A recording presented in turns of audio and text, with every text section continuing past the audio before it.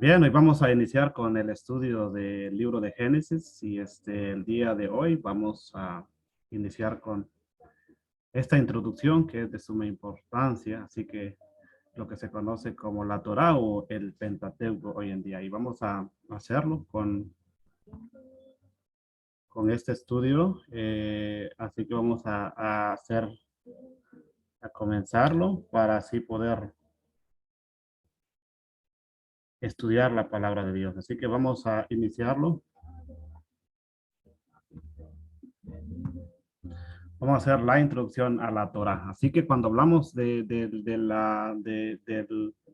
Pentateuco, como se conoce en griego, o la Torá en hebreo, ¿qué es lo que vamos a ver el día de hoy?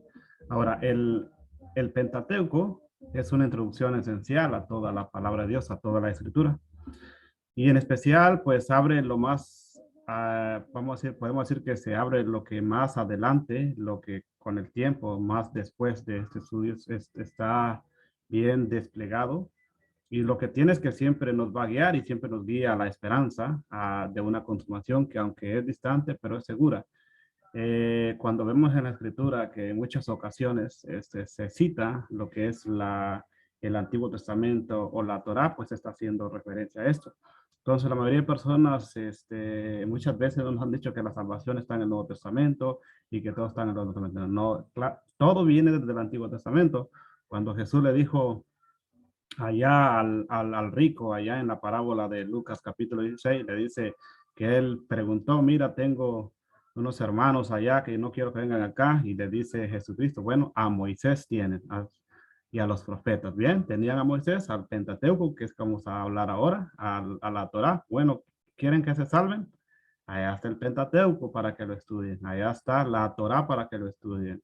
Tratar de nosotros abolir el Antiguo Testamento o anular el Nuevo Testamento al decir que no es esencial para la salvación, prácticamente nosotros estamos quitando las promesas que Dios dio a su pueblo. Entonces, en el libro de Génesis, Éxodo, Deuteronomio y de Génesis a Deuteronomio, ahí encontramos el manual para que el día de hoy el hombre pueda vivir.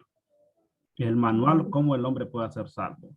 Entonces, nosotros tenemos acá en estos 5 libros esa especialidad donde encontramos las promesas dadas de Dios, las promesas que Dios le prometió a Abraham y que ya han pasado muchos años y todavía esas promesas todavía no han llegado. Así que vamos a ver especialmente de qué se trataron esas promesas en el recorrido que vamos a hacer a través de estos 5 libros y que vamos a iniciar a estudiar. Y Amén. sí, entonces, hoy vamos a iniciar con el estudio y vamos a comenzar desde el principio, como siempre, siempre que vamos a estudiar, siempre que estudiamos, lo hacemos desde un principio. Así que ahora vamos a iniciar el día de hoy. Y vamos a iniciar con Génesis. Es el primer libro, Bereshit, como se conoce en hebreo. Así que ese libro de Génesis forma parte de lo que se conoce la Torá o el Pentateuco de 5 libros. Bien, cuando hablamos de la Torá, lo que es el libro de Berechit, Shemot, Vayikra, Bemidbar y Devarim en hebreo, pues es la que se hizo en la traducción griega, como se conoce como Génesis, principio, y como el Éxodo, como Números, como Levítico y como Deuteronomio. Así que esos 5 libros son los que conforman los primeros 5 libros de la Torá o el Pentateuco. La Torá o Pentateuco no es solo para los judíos, porque la mayoría hoy nos han metido y muchos predicadores nos enseñan a través de YouTube y quizás otras plataformas de enseñanza a través del púlpito, dicen, bueno, es que la Torah solo es para los judíos, solo es para ellos. Para nosotros tenemos el Nuevo Testamento. No, si nosotros estudiamos la escritura de verdad, nos damos cuenta que la Torah no es solo para los judíos, sino para todo aquel que cree en el Dios de Israel, en el Adonai, para todo aquel que cree que Dios sí existe, para aquel que todavía cree que Dios es su Salvador, para todas esas personas sí es el Antiguo Testamento o la Torá o el Pentateuco. Así que la Torá es lo que muchos ahora conocen como el nombre del Pentateuco. Así que vamos a continuar. Así que esta es la base de la escritura. Esta es la base de la Biblia y está conformada por 5 libros, lo que es Génesis, Éxodo, Levítico, Números y Deuteronomio. En hebreo los nombres de estos libros se obtienen de las primeras palabras de cada libro, como por ejemplo el libro de Génesis, que en hebreo es Bereshit, literalmente quiere decir en el principio. Así que eso lo quiere decir Génesis, pero si ya le hacemos como, bueno, cuando iniciemos ya el estudio a desglosar lo que es el primer texto, cuando dice en el principio Bereshit, vamos a ver que vamos a dividir esa palabra de Bereshit, que la preposición be quiere decir y en un comienzo, y resh es una cabeza, como que dice, y en un principio, y pasó, y sucedió, y bueno, eso es lo que podemos, eso lo vamos a ver cuando ya vayamos a desglosar el texto uno a uno. Así que eso es lo que quiere decir Génesis, pero en el principio. Y cuando leemos Éxodo, que en hebreo es Shemot, literalmente, pues estos son los nombres. Eso es lo que quiere decir el libro de el Éxodo, que en hebreo es Shemot, así que estos son los nombres. Y cuando leemos Levítico, bueno, Levítico, que en hebreo es Vayikra, literalmente significa llamó. Eso es lo que quiere decir Levítico. Y cuando vamos a leer el libro de Números, bueno, que en hebreo es Bemidbar, literalmente lo que quiere decir en el desierto. Así que esto es lo que nos dice. Luego vamos a Deuteronomio, que en hebreo es Devarim, literalmente estas son las palabras. Eso es lo que quiere decir aquí cuando yo antes estudiaba y leía ciertos comentarios de algunos maestros, decía, no, es que Deuto es dos y nomos es ley, o sea, es como que decir la segunda ley. Pero cuando te vas al hebreo te da una mejor explicación porque de ahí es la base, es la raíz principal de las palabras y lo que quiere decir este libro de Devarim o Deuteronomio, que estas son las palabras. Y luego vamos a ver que dado que todo el Antiguo Testamento, desde el libro de Génesis hasta Malaquías, todo el Antiguo Testamento, de hecho, toda la Biblia se basa en estos primeros 5 libros. Lo que es desde Josué hasta Malaquías, se basa en estos 5 libros. O sea, todos, cuando Josías volvió a releer lo de la Torá, eran estos 5 libros. Cuando Edras leyó esto al pueblo y había un traductor que lo daba, pues eran estos 5 libros. Lo que es el libro de Isaías, que hablan acerca de la Torá, pues estos 5 libros. Lo que es Jeremías, Daniel, todos estos profetas que hablan, o sea, se basan en estos 5 libros de la Torá. Y de hecho, toda la Biblia, lo que como dije desde ahí, pues se basa en estos 5 libros, en estos 5 primeros libros. ¿Por qué? Porque la importancia del Pentateuco o la Torá para la religión revelada no puede ser exagerada. O sea, nadie puede exagerar algo que no está aquí en estos 5 libros. Todo se basa aquí y aquí inicia todo y aquí está el complemento de toda la salvación del hombre. Ahora, si eruditos racionalistas e incrédulos pueden socavar la fe en la integridad y autenticidad de estos libros, imagínense, los orígenes del judaísmo se pierden en un mar de incertidumbre, o sea, porque todos esos estudios no hay que hacerlos con nuestra propia perspectiva, no hay que hacerlo con nuestros propios ojos, hay que hacerlo con la lupa judía, porque eso es lo que nos ayuda a entender mucho mejor, porque nosotros lo aplicamos a nuestra vida, es obvio que no lo vamos a entender, porque nosotros pensamos y actuamos de una manera muy diferente en nuestras costumbres, y especial nuestro tipo de religión era todo lo contrario a lo que aquí nosotros vemos. Es todo lo contrario a lo que el pueblo judío sí entiende en esta parte. Así que tenemos que verlo con esto, con la lupa judía. Así que tenemos que verlo con ese ojo, porque con nuestros propios ojos o con nuestra propia tradición acá, es bien difícil poder entender lo que es estos 5 libros. Así que los cristianos no debemos pensar que nuestra fe no queda afectada por esos ataques, puesto que el Nuevo Testamento y nuestro Señor mismo citan los libros de Moisés. Entonces, por cierto, y son muy confiables estos 5 libros. ¿Por qué? Porque en el Nuevo Testamento, el cual vemos a varios de los predicadores como Esteban, como Pablo, como el apóstol Pedro, pues siempre citan lo que es estos 5 libros. Y por eso son muy confiables hoy en día para nosotros, porque son citados por muchos escritores del Nuevo Testamento. Así que el doctor Mel dijo, expuso un caso muy concisamente y dice que la fundación de toda la verdad revelada en el plan de redención, o sea, del pago, de la financiación por nuestros pecados por parte de Dios, está basada acá en el Antiguo Testamento, lo que es en los 5 libros del Pentateuco. Así que si esta base no es fiable, ninguna parte de la Biblia va a ser fiable. O sea, si el libro de Génesis Deuteronomio no va a ser fiable, llegamos a la conclusión que todo el resto, desde Josué hasta Apocalipsis, tampoco es fiable. Así que de estos 5 libros depende todo el resto de la escritura. Así que eso es lo que dijo este hombre. Ahora, ¿qué significa Torah? ¿Qué significa Pentateuco, como lo conocemos hoy en día? Así que como ya mencionamos, la Torah o el Pentateuco son los primeros 5 libros de la Biblia, tal como Dios se lo dictó a Moisés. Muchos describen el Pentateuco o la Torah como ley, pero es más que eso. O sea, cuando nosotros hablamos de ley, es que prácticamente es que no se entiende, pues, porque todo el mundo cuando hablan de ley es algo que para ellos es muy difícil de poder obedecer, porque una ley es ley, dice, es bien complicado obedecer una ley, pero ¿por qué razón? Porque no conocemos la raíz de la palabra. Entonces, cuando nosotros hablamos, dice, oh, es que hay que obedecer a la ley. Entonces, pero es que nosotros sí, es muy difícil, solamente Cristo, ¿no? Pero es que como nos han enseñado de una manera equivocada, es por eso que nosotros se nos hace muy difícil. Pero cuando ya entendemos cómo viene la palabra, pues ahí sí vamos a tener razón. Y ahí vamos a decir, ahora sí entiendo por qué ahí sí ya entiendo que no es una ley. Vamos a ver por qué. Pero es más que eso. La palabra Torah o ley viene de la raíz hebrea que significa yará, que tiene varios significados. Uno de los primeros significados que esta palabra tiene es enseñar. ¿Quieres tú enseñar o que te enseñen? Bueno, solo debemos de estudiar, leer los primeros 5 libros.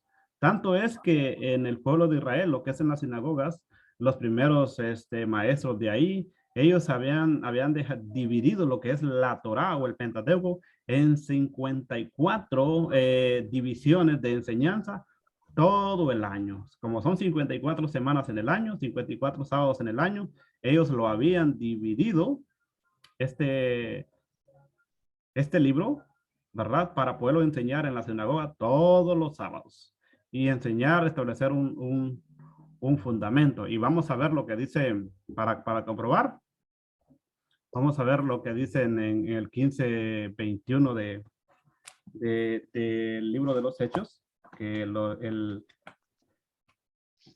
apóstol Pablo habla para comprobarlo. Dice, vamos a buscarlo, vamos a compartirlo aquí en la pantalla para que la gente se pueda, para que vamos a compartirlo aquí en la pantalla. Vamos a ver, el libro de, vamos a buscar el libro de los Hechos.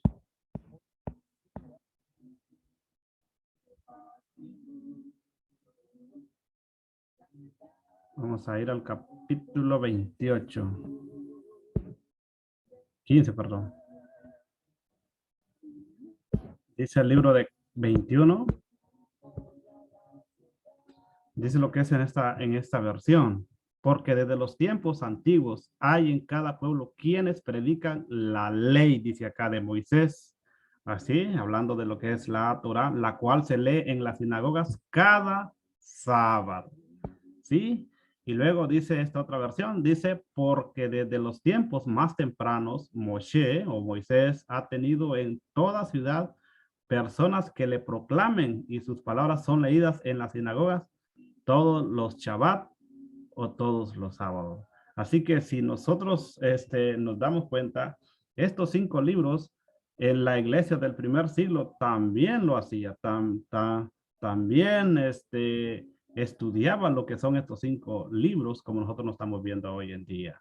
Así que está bien clara la enseñanza de la escritura al darnos a conocer que sí, que esto se ha llevado por generaciones. Entonces, enseñar, eso lo quiere decir el Pentateuco, eso quiere decir la Torah, enseñar. ¿Qué más? Señalar. ¿Señalar qué? O sea, si nosotros queremos ver que si está malo lo que estamos haciendo, pues solo vayamos a estudiar estos 5 libros. Eso nos va a señalar lo que es bueno y lo que es malo. Queremos llevar una dieta saludable. ¿Qué podemos comer hoy en día?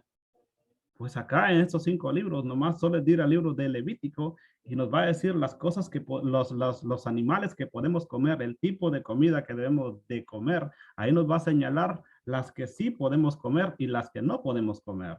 Entonces prácticamente hoy nosotros, por eso nos morimos tan rápido, nos enfermamos tanto, porque nosotros comemos todo lo que se nos atraviesa en nuestro camino.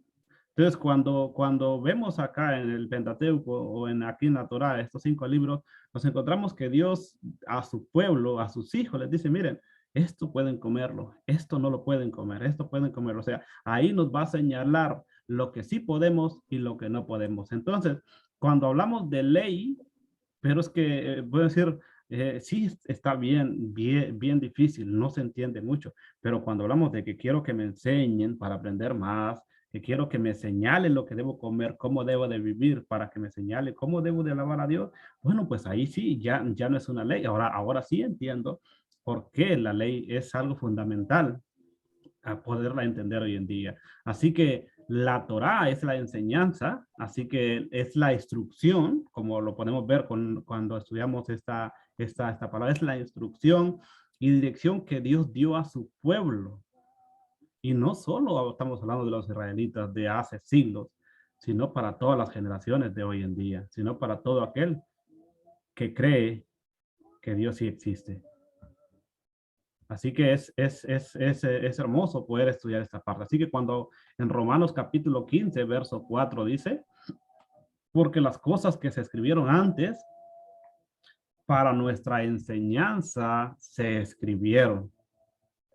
Ante nuestra enseñanza se escribieron a fin de que por la paciencia y la consolación de las escrituras tengamos esperanza. ¿Esperanza de qué? Pues esperanza en todo, esperanza para la salvación, esperanza para vivir mejor, esperanza para ser más santos, esperanza. Bueno, podemos decir lo que sea nosotros, pero para esto sirve lo que es el, el Pentateuco. Así que la Torá, o sea, si vamos a hablar esto, lo que es de Génesis hasta Deuteronomio, podemos decir que es el manual de instrucciones que el creador, es el manual de instrucciones que el creador nos dio para enseñarnos a cómo vivir mejor de acuerdo a su orden establecido. Tanto es que David, inspirado por el Espíritu Santo, dice en Salmos capítulo 119, verso 63, tanto es que David le él, inspirado por el Espíritu Santo, o sea, él escribe acá como 160, algo así, versículos en el capítulo 119 al Antiguo Testamento, a la Torá. ¿Y qué dice ahí David? Dice, tus manos me hicieron y me formaron. Hazme entender y aprender tus mandamientos. David dice, sé que para mí es difícil llevar esto, pero ¿sabes qué, Dios? Mira, hazme entender, por favor. Y hazme entender y yo aprenderé tus mandamientos. Qué hermosas palabras de la de David. Que nosotros nos pusiéramos hoy en día a hacerlo, pues sí, lo haríamos de la mejor manera. Ahora, hay un código más legal para entender esto, y es que el Antiguo Testamento o la Torá es una guía moral hoy en día, que nos comunica el corazón del mismo Dios, que nos comunica poder entender el corazón de Dios, la expresión misma de la mente de Dios. ¿Qué es lo que la mente de Dios está? Pues la podemos entender por acá, porque no solo habla de justicia, de ley, sino también habla de misericordia, gracia. Y dicen muchos, bueno, pero si es que la gracia vino en el Nuevo Testamento, antes en el Antiguo no había gracia, todo era por ley el que no hacía. Bueno, y yo digo, ¿no te has preguntado cuando alguien cometía pecados como en el Antiguo Testamento, el caso de varios de los que cometieron pecado, y Dios les decía, mira, no van a morir, ¿saben qué? Vayan a sacrificar un cordero por sus pecados. ¿A poco eso no es gracia? ¿Cómo se le llama cuando hombres como Abraham, como Isaac, como todos varios fallaron en cierto momento y donde Dios les dijo, miren, por sus pecados ustedes van a sacrificar un cordero y le van a quitar, o sea, le van a quitar la vida y me lo van a ofrecer a mí por sus faltas que ustedes cometieron por sus pecados? ¿A poco eso no se llama gracia? Que alguien muera en lugar de nosotros, eso no se llama gracia. Claro que sí es gracia. Lo que pasa es que nosotros nos han engañado con su enseñanza al decir que allá no había gracia. Pero cuando nosotros nos ponemos a pensar y decimos, bueno, pero ¿y estos cómo es que siguieron vivos? ¿Y cómo es que esto Dios no los castigó y solamente hizo que un animalito muriera en lugar de ellos? Bueno, pues eso es gracia. En el caso, en el de David, en tanto que Dios no le quitó la vida. Ahora en el caso del de David, cometió adulterio y también asesinato. ¿A poco? Y que todavía siguiese vivo. ¿A poco? Eso no se llama gracia. Claro que sí es gracia. Pero la situación es que nosotros ahora nos han engañado con ciertas enseñanzas. El mundo occidental, hoy en día acá, pues prácticamente nos ha tratado de meternos otra cosa y desde niño nos ha metido esto. Y ahora podemos quitar eso de nuestra mente es muy difícil, es bien difícil. Bien, así que cuando hablamos de la Torá o del Antiguo Testamento, de los 5 libros de lo que es el Pentateuco, esto es como la lluvia, es como agua que da vida. Eso es cuando nosotros tratamos de que sea sacarle una gotita a esos 5 libros, es como que cuando ve a nuestra mente, a entenderla y va a nuestro corazón, es como poder recobrar más vida nosotros con eso. Que es hermoso cuando estudiamos y le damos tiempo a las escrituras. Por eso la Biblia nos insta y dice allá en Juan 5:39, cuando Dios le dice a los judíos, mire, examinen las escrituras, estudien las escrituras, ¿estudien qué? Estudien la Torá, estudien el Pentateuco, porque a vosotros parece que no hay vida eterna. O sea, a través, aquí hay vida eterna. Esa gotita, esa es vida. Una gotita que le saquemos a estos 5 libros es vida para nosotros. Así que la Torá viene desde la raíz hebrea, yará, que también puede traducirse como lluvia. O sea, podemos decir que del Génesis hasta el libro de Deuteronomio es una lluvia de vida que hay. Pero nosotros no queremos esa vida. Dejamos a un lado estos libros. ¿Por qué? Porque eso era para los judíos y no es para nosotros. Al dejarlo eso, ¿qué estamos diciendo? Pues nosotros no queremos vivir prácticamente. No queremos la vida eterna. Y ahí está en estos 5 libros. Cuando estudiamos el texto paso a paso, nos vamos a dar cuenta que no es necesario leer el Nuevo Testamento para explicarle a la gente el Evangelio de Jesucristo, que de tiempos de los siglos, Él se estaba mostrando en las Escrituras. Ahora, en Isaías capítulo 55, verso 10 al 11 dice, porque como desciende de los cielos la lluvia y la nieve y no vuelve allá, sino que la riega la tierra y la hace germinar y producir y da semilla al que siembra y pan al que come, así será mi palabra. Ahora sí vemos que los 5 libros sale de mi boca, es como una gotita de lluvia, una gotita de vida.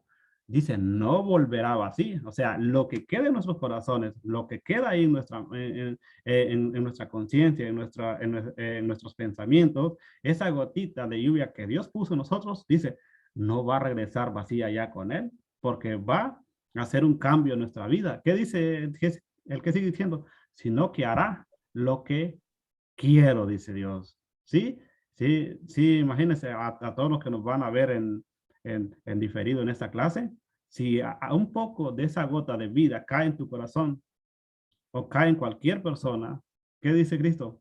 Va a hacer lo que yo quiero. Entonces va a decir, ahora sí, ya no voy a hacer ya no voy a hacer una ley como la mayoría cree. No, cuando yo estudio lo que se llama ley o en el Antiguo Testamento, no es hacer algo contra que no quiero, no, voy a obedecer algo que Dios quiere que yo haga.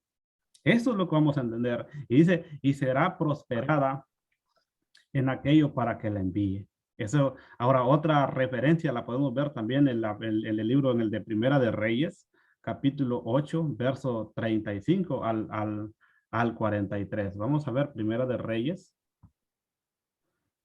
Vamos a ver el libro de Primera de Reyes.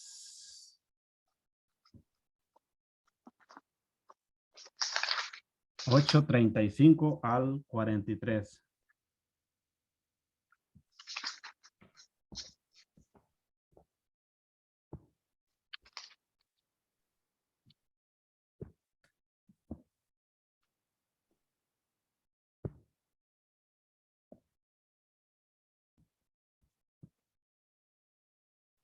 Primera de Reyes 8:35 al 43 dice, cuando ellos pequen contra ti y en consecuencia el cielo sea cerrado.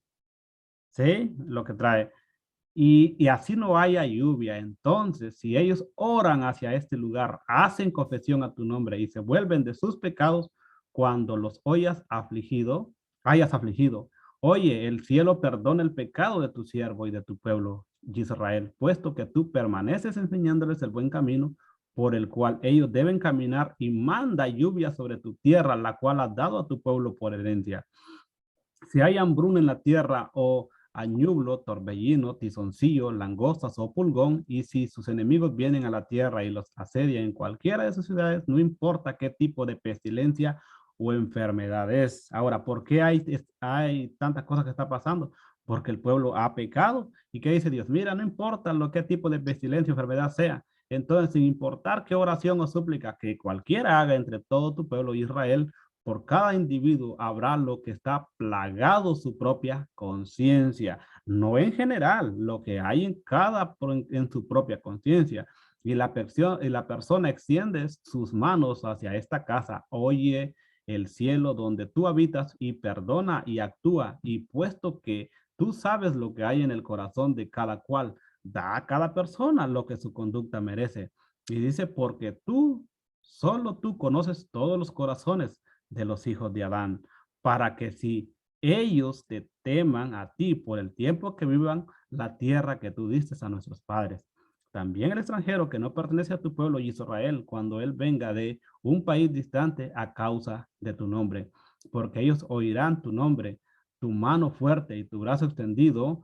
Así que habla de Jesucristo, el Yehoshua, cuando él venga y ore hacia esta casa. Si nosotros vemos acá, el Antiguo Testamento está hablando acerca de la venida de Jesús, de Yehoshua. Entonces, oye el cielo donde tú habitas y actúa de acuerdo con todo lo referente que el extranjero está clamando a ti para que todos los pueblos de la tierra conozcan tu nombre y teman como lo hace tu pueblo Israel, para que ellos sepan que esta casa que yo he edificado lleva tu nombre. Así que qué hermoso ver, ¿verdad? Que las escrituras nos están diciendo exactamente cómo es el Pentateuco o la Torá es vida, es lluvia, y cuando se detiene esto y está pasando lo que está pasando es porque el hombre ha pecado, es porque el hombre le ha fallado a Dios, y al fallarle a Dios y al no estar de acuerdo con Dios, Dios dice, bueno, pues ahora van las consecuencias. Así que la palabra Torah o esta palabra de Dios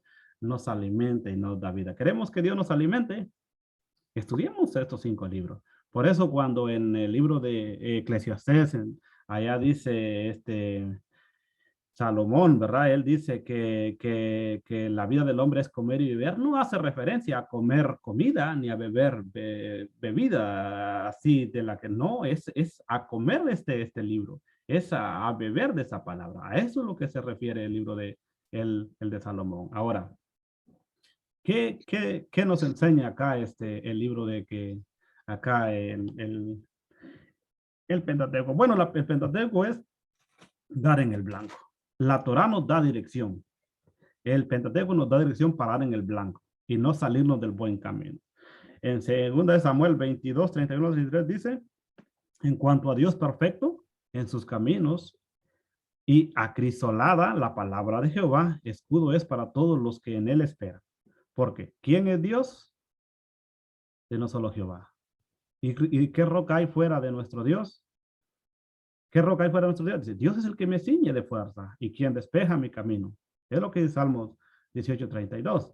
Ahora, en Proverbios 3:5-8 dice, fíjate en el Señor de todo tu corazón y no te apoyes en tu propia prudencia.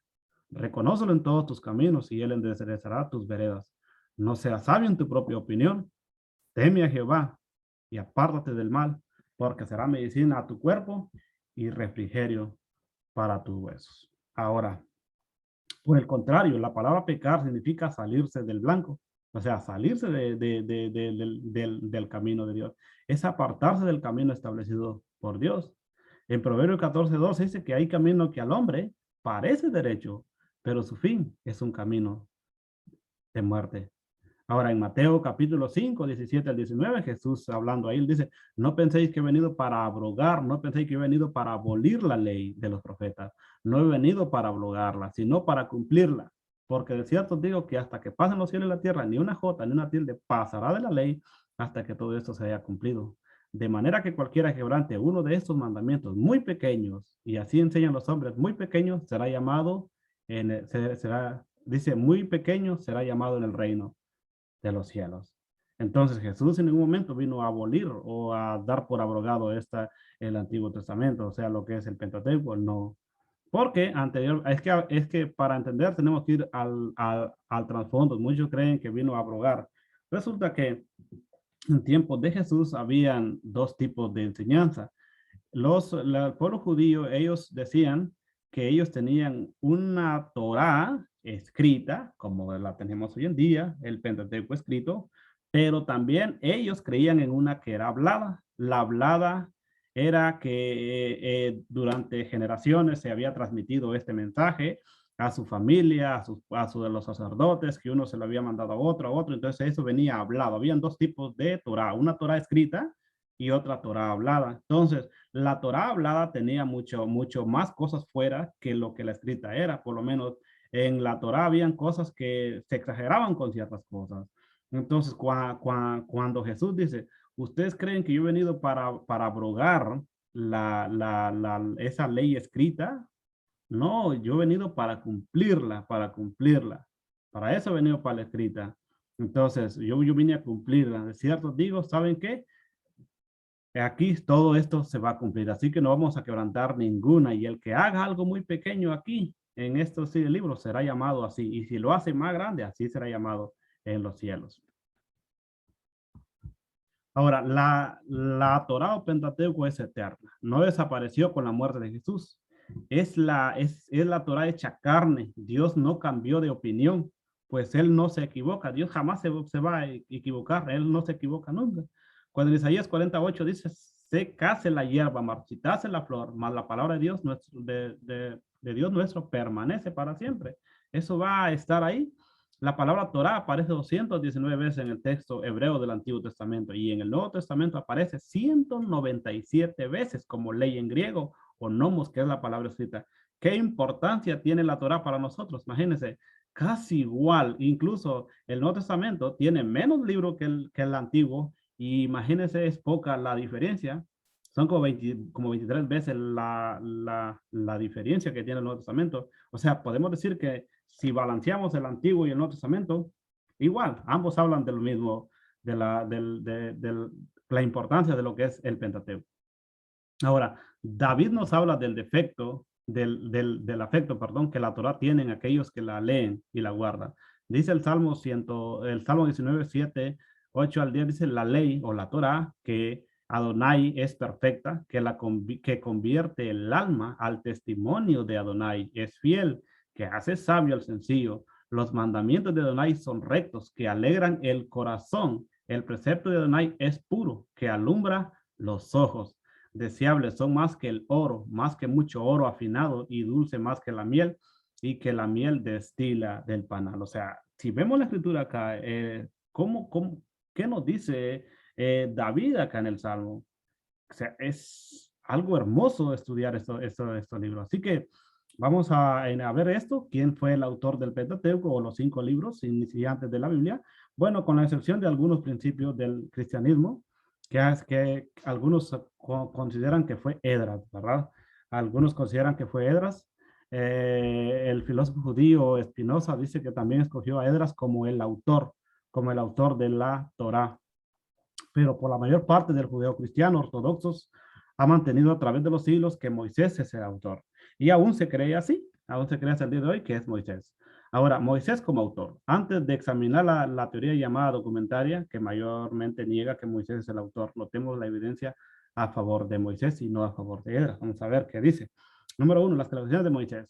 El crítico alemán del siglo XIX, Armand, dice, niega que Moisés es el autor porque supuestamente era imposible. La escritura no se había inventado en esos tiempos aún, por lo menos así pensaban muchos de ellos, que la escritura llegó mucho después a través de los fenicios.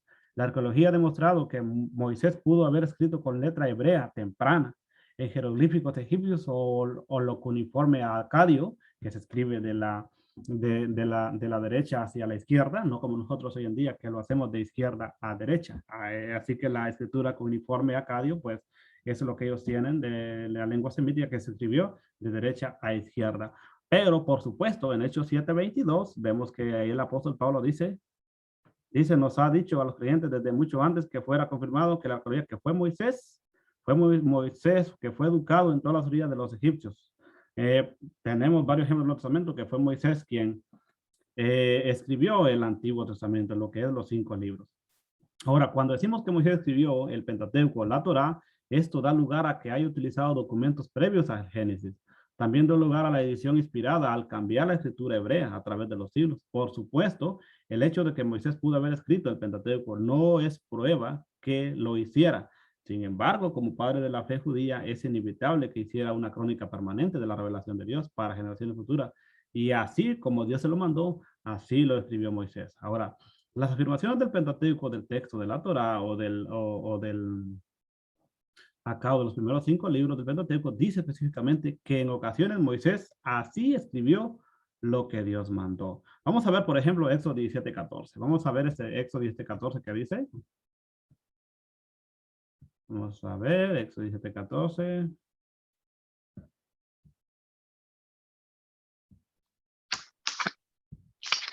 Éxodo.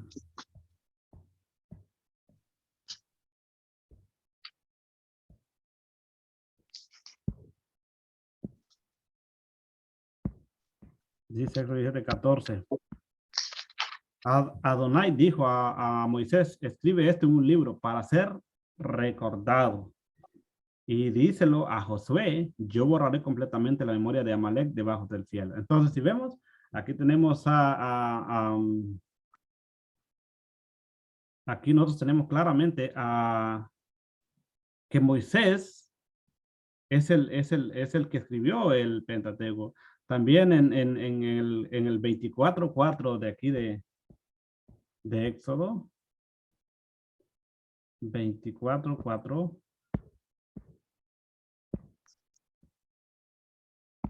Dice 24:4. Moisés escribió todas las palabras de Adonai. Él se levantó temprano en la mañana, edificó un altar en pie de la montaña y puso 2 grandes piedras para representar las 2 tribus de Israel. Entonces, si vemos, y entonces dice la otra versión, y entonces Moisés escribió todo lo que el Señor le había dicho. Y al día siguiente, muy temprano se levantó. Entonces, si vemos quién escribió bueno, bíblicamente está comprobado que fue Moisés quien escribió el Pentateuco. Así que si podemos ver después, Éxodo 34:27, vamos a ver que dice que fue Moisés. Números capítulo 23, verso 2, dice que fue Moisés. Al igual manera que Deuteronomio 31:19 dice que fue también Moisés mismo que escribió las palabras que Dios le dictó y que le escribió. Entonces ahora se preguntan, ¿cómo es que Moisés estuvo en la creación? ¿Cómo es que Moisés vio la caída del hombre? ¿Cómo es que Moisés vio la creación de Adán? Bueno, pues Dios se la dictó, Dios se la dio muchos años, miles de años después.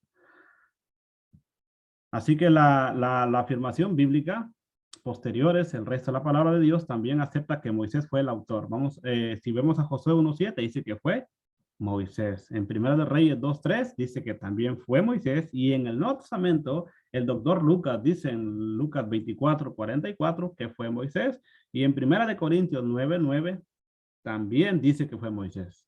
Ahora ¿qué? Pero lo que más pesa es el testimonio de Cristo. Como dije al principio, cuando le dijo allá al rico, allá en la parábola de Rico y Lázaro, que le dice a Moisés tienen, no dijo tienen al Pentateuco, allá tienen a Moisés, como escribió los primeros 5 libros. O sea, el testimonio de Cristo es lo mejor, pesa.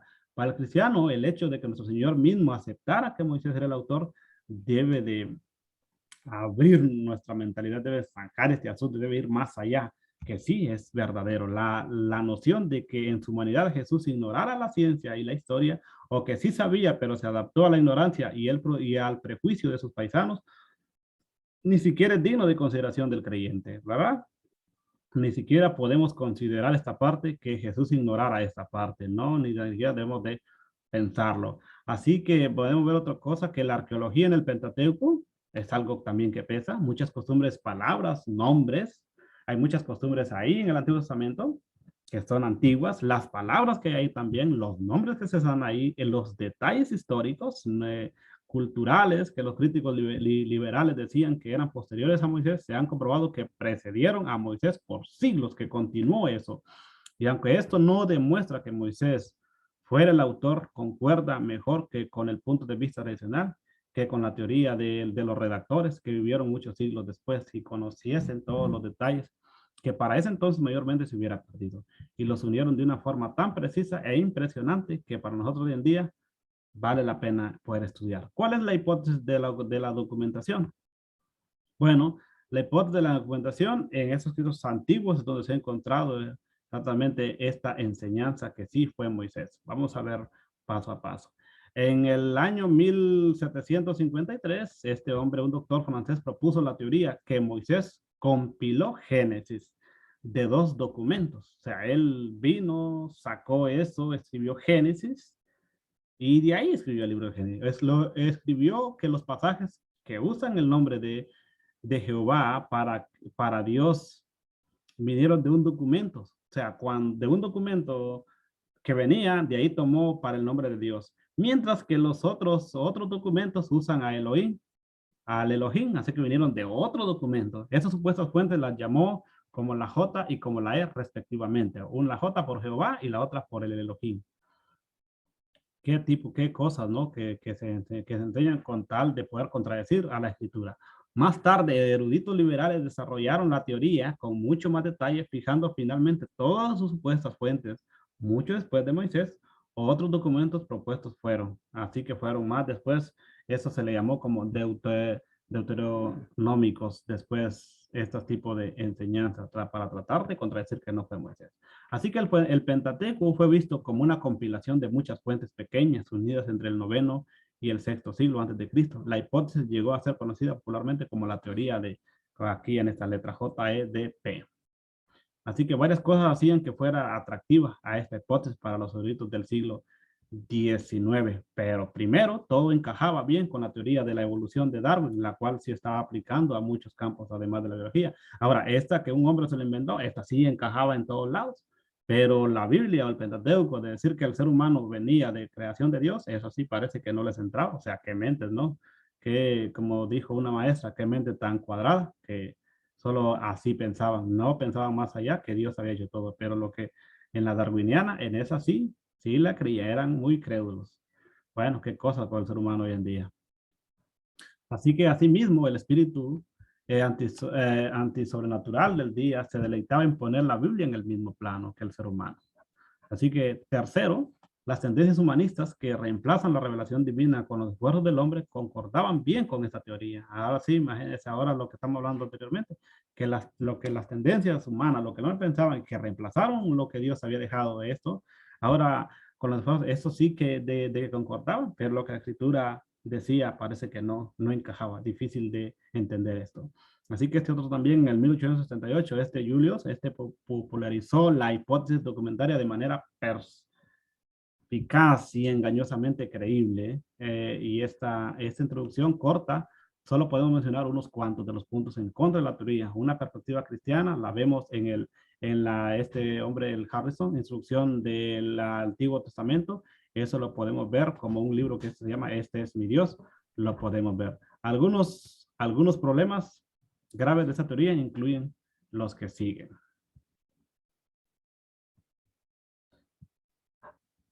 La falta de evidencia de los manuscritos. No existe manuscrito de evidencia en ninguna de las obras redactadas por la propuesta de la teoría. No existe nada, nada que pueda asegurar que lo que ellos decían estaban en la verdad. Pues no tenemos nada de eso. Así que otro también, el fragmentación conflictiva y subjetiva. Los mismos eruditos dividen el Pentateuco en fragmentos muy diferentes, lo cual expone los puntos de vista personales extremos, así como la falta de evidencia concreta y la objetiva teoría. La arqueología ha tenido la tendencia de apoyar las escrituras, costumbres, conocimientos religiosos, etcétera. El Pentateuco como algo muy antiguo, definitivamente no del periodo. Muchos posteriores, como como alega la teoría de este hombre, la supuesta composición. Entonces, cuando vemos que los arqueólogos sí llegan, porque hay muchos que leen el libro leen al capítulo 19 de Génesis, que existió una ciudad llamada Sodoma y Gomorra, y cuando van a averiguar la teoría, la arqueología, perdón, comienza si no la encuentran, pero cuando allí en el libro aparece que había un pueblo que se llamaba Zoar, pues sí, sí han encontrado con ese pueblo, entonces sí, dice, bueno, pues sí, lo que la Biblia dice es algo real, es algo verídico, es algo verdadero. Y en la lingüística, pues se han encontrado las formas del lenguaje y los nombres supuestamente fechados más tarde, que se hallan en el Pentateuco y tienen presencia mucho antes del tiempo de Moisés. Así que antes de Moisés ya existían estos lugares. Un ejemplo recientemente descubierto son las tablas del Elba, las cuales contienen muchos nombres del Pentateuco. De bastantes nombres que estaban ahí, aparecen en esto. La unidad del Pentateuco editorialmente, los 5 libros de Moisés, desde Génesis hasta Deuteronomio, encajan bien el uno con el otro, así que no se contradice el uno al otro y exhiben una unidad, una coherencia. Es muy difícil concordar con la supuesta evolución de los libros de muchas fuentes. O sea, no vamos a entenderlo estos libros como la Biblia misma nos explica. Así que a lo que se llega hoy en día, a una ruina espiritual finalmente, eso es lo que se llega hoy en día, de entender cosas que no son, desde el punto de vista espiritual, las teorías documentarias, incluso ya modificadas hasta hoy en día por la arqueología y otras teorías similares, no son dignas de las grandes y bellas verdades que encontramos aquí nosotros al estudiarla sagradamente, bíblica, o sea, sagradamente, que es en esta parte del estudiarla, preservadas en estos libros. Si estas teorías fueran ciertas, el Pentateuco sería el, en palabras de este doctor, dijo, no auténtico. O sea, el Pentateuco no sería auténtico, no sería histórico, y aparte, no fuera fiable. Una fabricación del hombre, no una obra de Dios. O sea que si nosotros creemos en todo lo que estos dijeron, pues podemos decir que el Pentateuco no es auténtico, que esos primeros 5 libros no son nada de historia, no se puede fiar en ellos, y prácticamente podemos decir que es una obra de Moisés, de un hombre, y no una obra de Dios.